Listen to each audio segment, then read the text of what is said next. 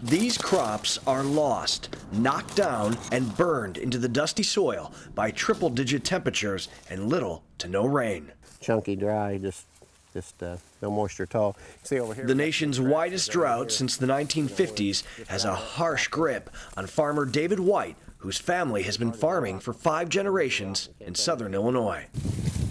It's just burnt completely up. A lot of the stalks don't have any ears on it at all. Just not going to produce anything. But we had a bad drought in 1980 in through this area, but it was just a strip. Around a third of the nation's corn crop has been damaged. Farmers from Kansas to Ohio are working just to survive. Unlike the drought in the 1980s, most of today's producers, they have insurance. Well, it's going to set everybody back several years here. Like I say, the insurance will help us from going into a deep loss, but you know, it just depends if it continues. If the drought continues and gets our bean crop too, you know, it's going to be a double hit. We'll go to another field then.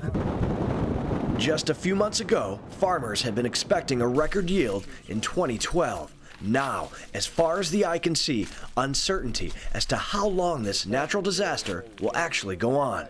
And here in downstate Illinois, one of the hardest hit areas for the drought, temperatures actually were above 100 degrees for nearly 10 days. For corn, that's no good. I'm sitting on 40 acres of corn here that have been mowed down by the farmers. They left 4 rows so that insurance could see the damage. And the damage, as you can see, is devastating. There's not much to this anymore. Are you guys at a total loss at this point? Basically. Down the road from farmer David White, brothers Rich and Rodney Byers, tearing through stalks, looking for salvation.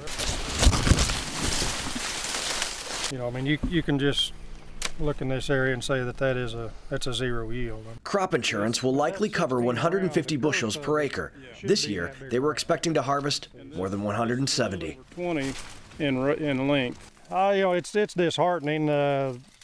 The expenses to put a crop out nowadays is so high that the idea of averaging a few years together to cover a year like this is just not it's just not feasible. Many counties across the Midwest are in a state of emergency. The U.S. Agriculture Department has reduced interest rates for emergency loans for some farmers, and states are following with financial programs. In southern Illinois, the temperatures are expected to reach triple digits again for the next few days. Robert Ray, Associated Press, GEFF, Illinois.